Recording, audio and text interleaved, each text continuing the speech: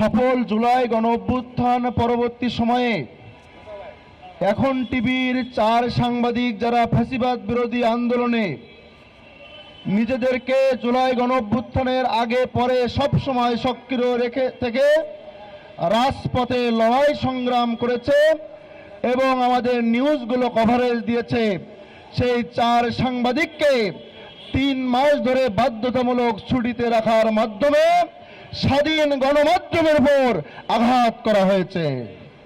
সংগ্রামী উপস্থিতি, জুলাই গণঅভ্যুত্থান পরবর্তী সময়ে আমাদের আকাঙ্ক্ষা ছিল এক নতুন বাংলাদেশ, যে নতুন বাংলাদেশে মানুষ কথা বলবে, মানুষ লিখতে পারবে, সংবাদপত্রের স্বাধীনতা থাকবে, গণমাধ্যমের স্বাধীনতা নিশ্চিত হবে।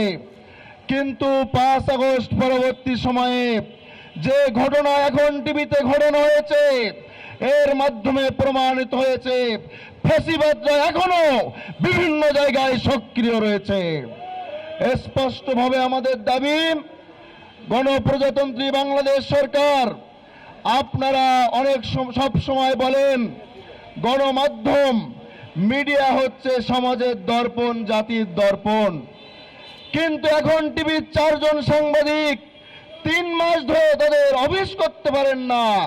এ ব্যাপারে আপনাদের কোনো পদক্ষেপ আমরা দেখতে পাইনি। আমরা জানতে পেরেছি তথ্যমন্ত্রী সহ এই বিষয়ে সরকারের অনেকে অবগত রয়েছেন, কিন্তু এখনো পর্যন্ত তারা কোনো পদক্ষেপ গ্রহণ করেননি। এটা সরকারের দায় রয়েছে, তারা গণমাধ্যমের উপর কুঠারাঘাত করতে চায় নাকি গণমাধ্যমের স্বাধীনতাকে নিশ্চিত করতে চায়।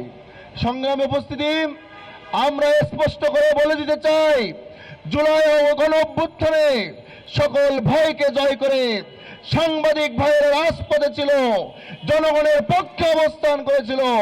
সুতরাং সাংবাদিকদের গলা টিপে ধরে সত্যকে আপনারা লেখা বন্ধ করতে পারবেন না। স্বাধীন গণমাধ্যমের উপর একের পর এক আঘাত করে আপনারা আমাদের কণ্ঠকে রোধ করতে পারবেন না। সংবাদপত্রের স্বাধীনতা ফিরিয়ে দিন, গণমাধ্যমের স্বাধীনতা নিশ্চিত করুন এবং অবিলম্বে আমাদের 4 জন সাংবাদিক ভাইকে এখন টিভিতে আবার নতুন করে কাজ করার সুযোগ দিয়ে গণমাধ্যমের স্বাধীনতা নিশ্চিত করে আমাদের রাজপথ থেকে যাওয়ার সুযোগ করে দিন।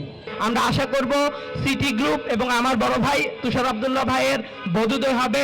সাংবাদিকদের বিরুদ্ধে তিনি যে অবস্থান নিয়েছেন, পুরো সাংবাদিক সমাজকে তিনি অগ্রাহ্য করে যেভাবে তিনি সিদ্ধান্ত নিয়েছেন, এই জায়গা থেকে তিনি ফেরত আসবেন এবং আমাদের গণমাধ্যমে সাংবাদিকদের চাকরির নিরাপত্তা নিশ্চিত হবে, আমাদের গণমাধ্যমের স্বাধীনভাবে লেখার অধিকার নিশ্চিত হবে।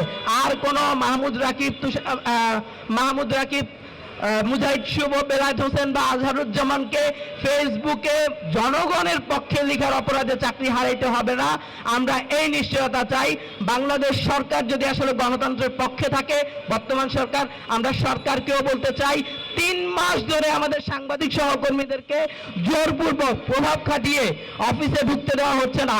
এই দেশে আসলে সরকার আছে বোঝা যায়। তাহলে সরকার তো আমাদেরকে আসার আগে, ক্ষমতায় আসার আগে বলছে আমাদের চাকরির নিরাপত্তা দিবে।